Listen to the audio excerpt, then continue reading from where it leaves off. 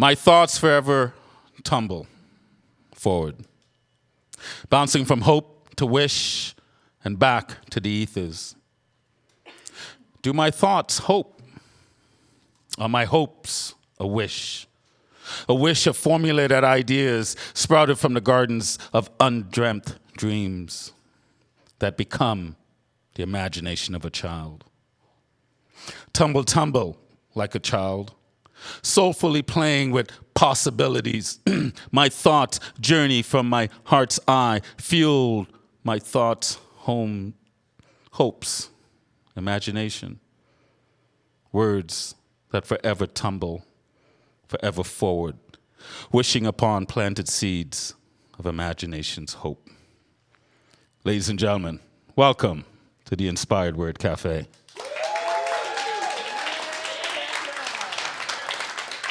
Well, thank you. I could reread that poem because I felt like I had a frog in my throat, but I'm not going to. You're going to take it as it is. So, how are you tonight? Yeah? I'm loving the energy in this room. I can hardly wait till we get to the featured moment because you guys are feeling very frisky and funky. All right? Lots of laughs. But thank you for coming out. Thank you for supporting IWC. I hope you guys are having a fantastic week and feeling the joy of life. I always get excited because every time it's a Thursday and it's a day we have either a taping or open mic, my first thought it's show day. That's my first thought when I wake up, it's show day. So it's really exciting. We have an amazing feature for you tonight. I will tell you a little bit more about him in a bit. But we have two amazing young poets, more wordsmiths that are going to come up and share with you. First one, both of them happen to be students in the creative writing program at UBC, and both of them happen to be on the same bill with their assistant teacher tonight. So it's kind of very fitting that we start off with one of his students. Ladies and gentlemen, I invite you to put your hands to a brilliant storyteller. Show him some love. Austen Kenny.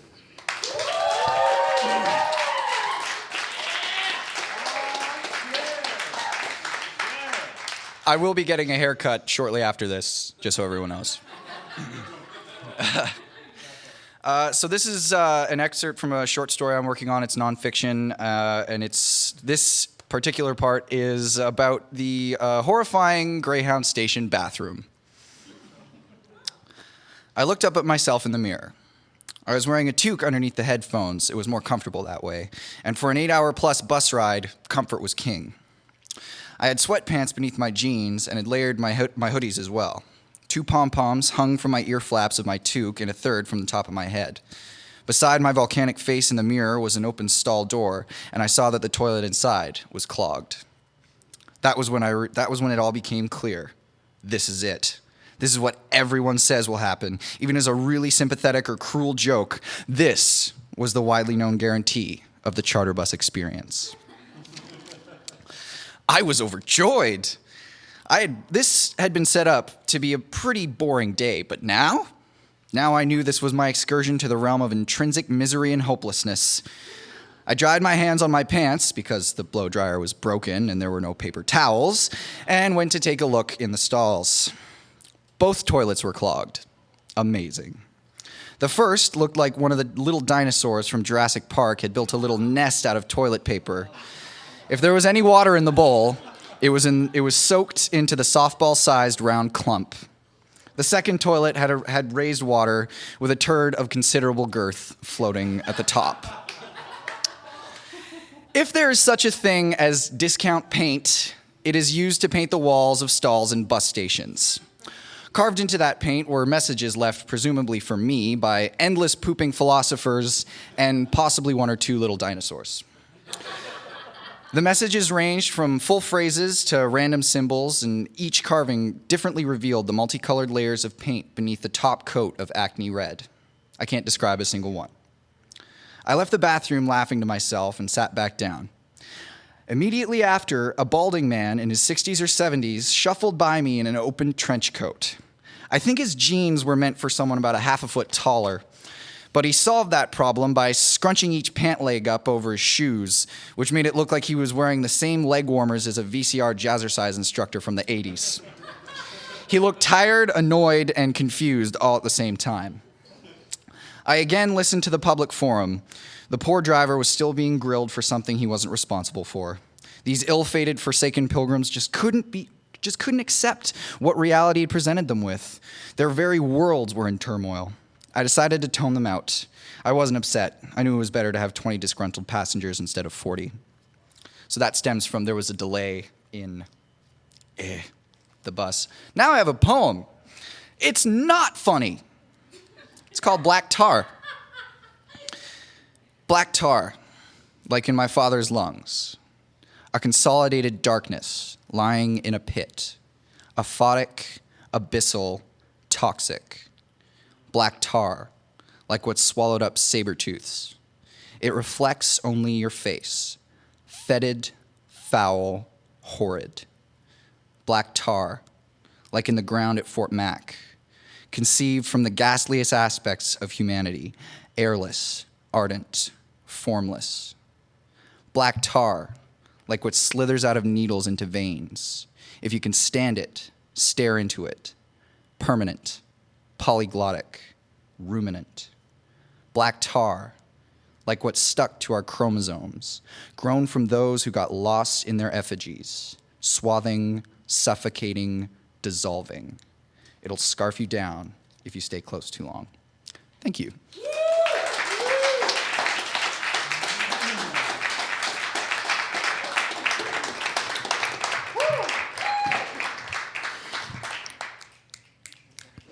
The brilliance of a young mind obsessed with writing about poo.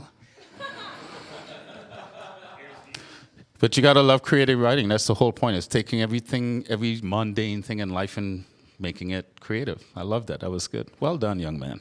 Give him another hand. I think he deserves it. So,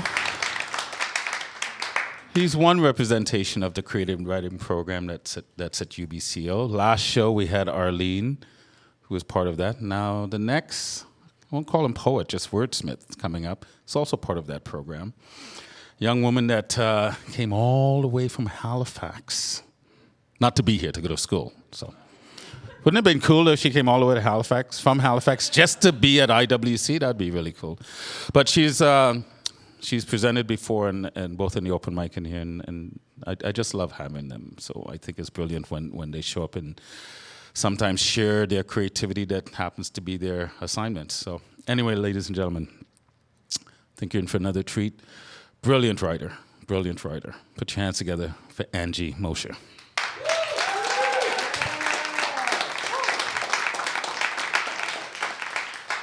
You can tell people I came from Halifax for this. I don't mind. You can just say that. Okay, my poem's not funny either, so don't expect that. Okay, this is called Shame. That shame you live with, the one that crawls up your throat, its tight fists are scraping their way to your lips. It twists your face, convoluted and disgusted. Shame that says, look, look, look at me. But please God, don't ask for my real name. I'll never give you the real one. Shame that you wear like a skirt on your hips, bruises on your thighs, the constant mantra that you deserved it. The shame that tells you that you really did. Shame that begs you not to tell another soul. Shame because eventually you always do. That shame you feel when you realize you were never good at keeping secrets. The excitement and drama always got to you, but this time it's something you don't want to tell. There's that shame again when you see the looks on their faces, the pity in their eyes, the total erasure of you as a person. Shame because you're not a girl anymore, at least not a good one. Shame on you because why didn't you stop him? Shame because you wanted to, and shame because you didn't. Shame on you because you're not a good victim. There's that word carved into your flesh like stone, destroying that smooth marble finish. You're a victim, and a bad one at that. Shame because you were quiet. There was no screaming, no fighting. Shame because you let the tears fall and pleaded with God, please let it be over. Shame heating your skin under the shower head, evidence washing down the drain with your dignity. Shame because you're still waiting for that one person who rages and yells at God for letting that happen to you.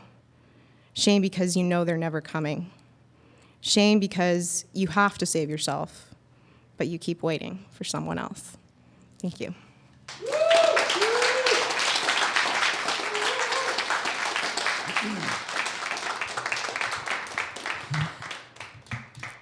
How does it feel when you stand here and being vulnerable and sharing your experiences like that through your words? How does it feel? Doesn't, not just you, but to me, there's something, it's empowering.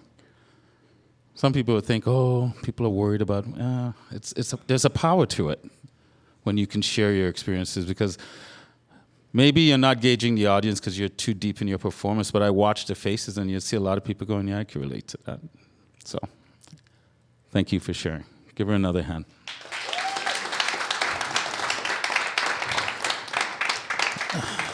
Now, this gentleman that's about to come and take the mic is not the reason why these young people are talented, because they came into this existence with that talent, but he's definitely a reason that they're expressing their creativity to the way they do. He's helping to mold and to shape them. I think there's nothing more powerful than being a teacher. My first experience with him was him showing up to do a Canada Day show, and I had never heard him. I just trust what comes into my life. And I just think, I've done a couple of pictures with him. He's a poet's poet. I just love his words because his words paints landscapes. And I feel like when he's talking about being back in Newfoundland, I'm there with him. I just think he's a brilliant poet.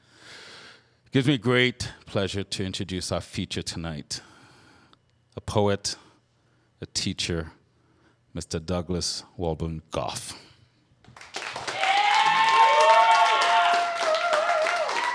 This first piece is about the first person I ever saw who had a prosthetic leg. And not a fancy thing with joints and plastics and beautiful contours or anything. It was just a piece of wood. It was just a wooden rectangle. And it was a horrible handicap for this guy. But I thought, it was like, you're amazing. You're like the Bionic Man, but made with wood.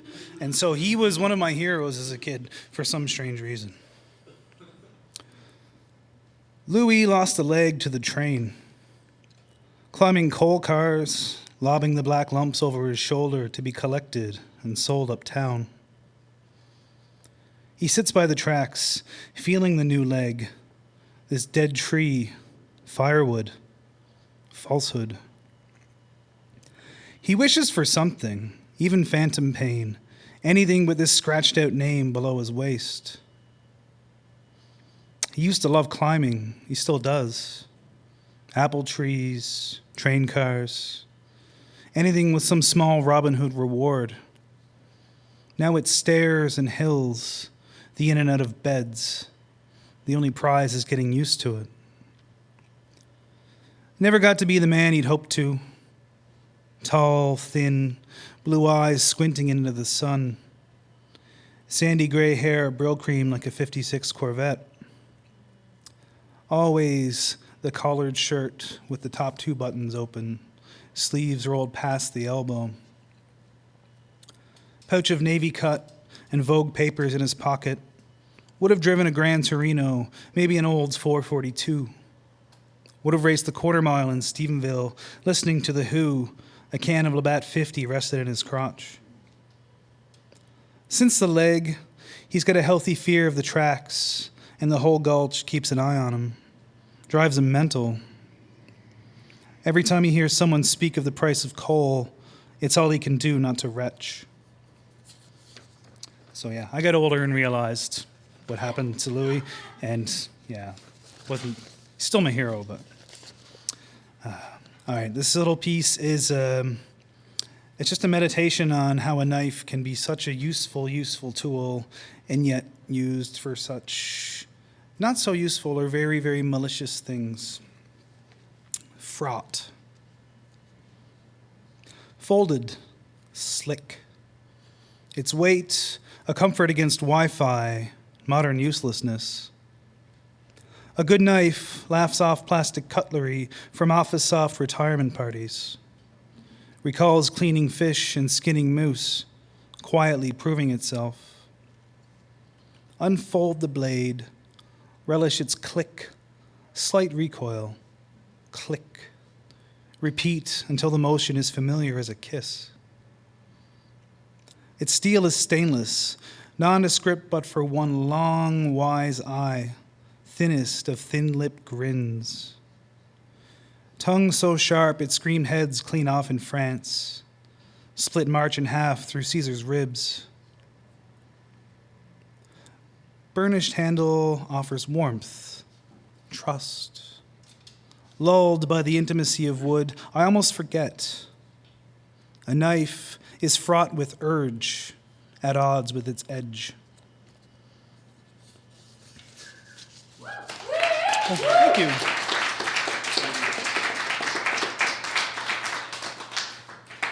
All right. During the early to mid 90s, there were many peacekeeping missions in the Bosnia-Herzegovina areas, and my uncle was one of the peacekeepers. And when he came back, he had told us stories about his camp being bombed, and actually brought back a piece of shrapnel, and something I had for a long, long time and kind of forgot about. And then I held it one day about 4 years ago, and it's just like the weight and the brutality and the potential in this inanimate object, and it just kind of blew me away. I haven't read this in like 3-4 years, so hopefully I don't gum it up. This heft in my hand, the first sign of your severity. Next come your keenly unkempt extremities, every edge a set of crooked teeth, gnashed in this mindless violence. No formal arrangement, just hooks and points, poised to tear into thighs on the run, find their way past, perhaps through ribs, to lodge with a bloody squelch into the liver, kidneys, or spleen. Removing you from flesh can't be easy. Your entire perimeter clinging to torn tissue, broken bits of bone. Incisions must be long, clean, not the random gouges that you create. Oblong scraps of skin and sinew left half severed, arteries rerouted into chaos. This is, of course, if one survives your salutation.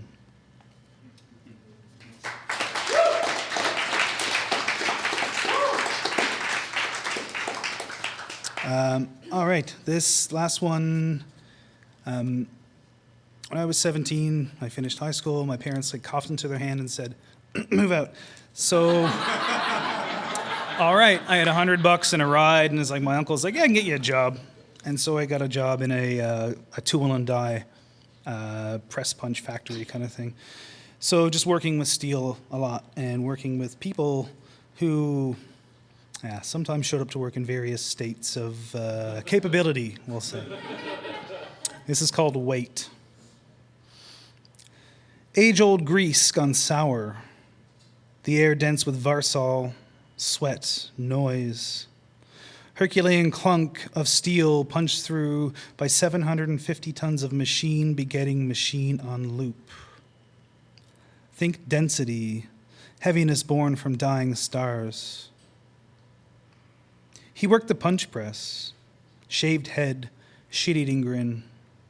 Loved firing up the forklift to lay rubber on the shop floor, his madman's laughter mixed with smoke.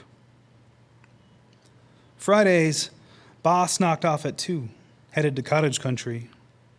We'd wait, walk to the car, dragging a bag of clubs and a dozen golf balls. Spend the afternoon trying to pick off the GO train as it passed behind the shop. That scream froze our blood. 600-pound steel beam, the pressure ruptured his fingertips. Flesh and fat escaped skin, tendons and knuckles rendered useless as bone gave way to the bullied reality of physics. Vomit splashed his steel toes, stained our coveralls as we failed to free him. Afterward, he just sat there, shaking. Cigarette burning absent-minded in his left hand, right hand half wrapped in his Guns N' Roses t-shirt. Pissed off about missing work, embarrassed for crying in front of us. Asked quietly for a ride to the hospital. Signed the triage nurse's forms with a series of awkward X's. Thank you to Douglas Walbourne-Gough for being our feature tonight. I'm so happy to have you here because you're like one of my absolute favorite people. So it's not a bias. I love all of our other guests as well, but I particularly love you, Douglas. So I'm going to start off by asking you my like super typical question. And I don't know if I've ever asked you this, so it's going to be good an education for me. How did you get started writing poetry? Halfway through a literature degree, I realized that I love reading books, but I don't much care for theorizing, and I didn't really care to write more papers. It's like, how can I not write more papers, or at least write papers I like? And then there was poetry courses offered, and I picked one up. And the first book I studied was Dion Brand's Thirsty. And if anybody wants a good book to start with, that's one. But yeah, basically, one of the lines was talking about somebody in emotional duress, and the line, "She fell apart like cake." Nice. And that line pretty much started That was it. Yeah. You're hilarious. Most people are like, oh, you know, it was a long time ago. I don't remember. You're like, I remember the exact line. Yeah. I Well, was I was wearing like 24. my favorite Black Sabbath T-shirt. Right? I bet you were. I didn't have any of those then. I had a really okay. sweet Iggy Pop shirt, though. Iggy Pop shirt. Okay. Well, that works too. That works too. So I messaged Douglas kind of last minute, and I told him that I wanted to play this game with him. Originally, I told Douglas that I was going to ask him only questions that had to do with Newfoundland, and then that was way too much work for me. So You realized there I was just was nothing like, to know, I had to or Google everything. something, and that was really challenging. So I figured it was easier to just throw it back at you. I couldn't be arsed to Google you. No, exactly. Your people. So Come to the land of my people. Douglas is going to say phrases that are common in Newfoundland that we don't really have out here, and I'm going to try to guess what they mean. Okay? You've got to deal with accent, Yeah. dialects, and speed. Yes, exactly. So are we ready, Douglas? Okay, the first one. Okay. How can you do everything? You got to do everything, do everything with. How are you going to get that done? But why is it that you're not going to get that done? Oh my gosh, I was close. That's you were. amazing. That's actually really good. Wow. But you've got Scottish yeah. roots. Yeah, This my is mom what's doesn't going make sense like 90% of the time, so it's good. Okay. How can you do either thing when you've got neither thing to do either thing with? So that's what you said, like in the Absolutely. slowed down, Yeah. regular person. Yeah, like that. Sweet. Okay, round two. Oh. Uh-oh. Oh. Buddy's so good he can weld the arse back in a cat. I heard about an arse on a cat. Okay. Somebody's not cool enough for you? Is that what that means? You ain't cool enough to have an arse on a cat. This person will be one of the coolest. Oh. If somebody's very handy or mechanically inclined, or just just generally like can fix anything. Yeah. Well, if you can weld the arse back on a cat, then what can't you do? Oh my gosh. Amazing. That's my new calling in life. Stay where you're at till it comes where you're to. Stay where you are till I come get you? Yeah. Oh, yeah. Yeah. I'm getting Okay. good. I think I've been hanging out with you too much. Might be what's happening. Well, you used to work with somebody who's from my hometown, right? Yes. Which is and kind when of I amazing. first met him, I literally said, "Where in Ireland are you from?" He's like, no, I'm from Newfoundland. I was like, what? You're a total leprechaun. Yeah, awesome. Okay, so I nailed that one. So I'm almost from Newfoundland now. So if I get this third one, am I an honorary Newfoundlander? Is that? Well, there's really stupid ceremonies that have to do with kissing fish and Oh, drinking good. Jamaican rum that no Newfoundlander will drink. Okay. Because it's we give it to tourists for a reason. Okay. I also make no claim to side up with that Okay. silly stuff. Okay, round 3. Do it. Totally confuse me. But be appropriate. This is the problem. Well, there's a really simple one. Fill your boots. I really want to say something that I'm not allowed to say. So, it's hard to step into somebody else's shoes? Not even a bit. No. Not Okay. even a bit. No. So what does that one mean? Scenario, I come over and say, you open the door and say, hey, can I borrow a cup of flour? And you say, yes, mate, fill your boots. Which means take as much as you want or as much as you need. Okay, Douglas, if you were a vegetable, what vegetable would you be? Eggplant. Eggplant? Yeah. You're Have not you the ever first seen person how who said sexy that color is? The purple? Yeah. Yeah, very sexy. Damn, smooth. It's a good Smooth, color. sexy And it's purple. it's a nice thing. That's you. Yeah. Smooth, sexy purple. Eggplants. What is your idea? What is your idea of the perfect way to pass time? I've been thinking about it and writing about it a lot lately. Dad and I would be sitting in a canoe facing each other. We have this neat system where 400-pound of man can both fly fish at the same time and not tip the canoe, whereas he'll only fly cast this way and I'll only fly cast this way. But it's what I've grown up doing. You know, Nice. it's one of my favorite things, and I've realized since moving out here, it's been not just enjoyable, it's been formative, like beyond measure. Yeah. And so I can't wait to go back and do that. All you talk about is Newfoundland, so I know you can't wait Yeah. to go back. I love you, but he doesn't care. He's leaving and he doesn't care. Okay. Gonna come back. If you were stranded on an island, so when you go back home, Hey, if you've ever had to take the Marine Atlantic Ferry, it's a very big possibility. yeah, there we go, perfect. Who would, and you had to choose to be stranded with either Rawl or me, who would you choose? I ain't bringing you guys back No, there. and we're I not ain't making allowed. a choice. Nobody? Not doing it. You're just going to be stranded alone. I'm just gonna stay by myself. That sounds like something you would do. Yeah. Yeah. Okay, dogs or cats? I love them both, but I have a theory. Okay. All right. So this theory involves a large bag of chips, any flavor, but I like sour cream and onion ruffles. Mm-hmm. Here's the test. The cat walks over. What you got? You're like, oh, I have chips. Would you like one? And the cat says, yeah, okay. And so the cat smells the chip, maybe tastes the chip. If it doesn't like the chip, turns around, shows you its butthole, gone. Yeah. The dog, Yeah. oh, hey, what are you doing? What are you doing? Come on over. I want to come over. Or that's me making the noise to the dog, too. Sorry. If you guys have ever seen Eddie Izzard, he mixes up his characters all the time. Right. Yeah, That's you. where I That's what get you're it. doing. Right. So the dog will sit there and try every chip until they're gone. Yeah. Spitting out every one until they're gone. Right. So there's something about that as much as I do love dogs for their companionship, there's something about the cat I got to side with on this. Right. The intelligence level mainly is what you're saying too. In a long, drawn-out explanation, cats are smarter. I don't know about smarter. They're certainly more jerky. Jerky? That's They're why more I jerky. like them. They don't care about nobody but themselves. Star Wars or Star Trek?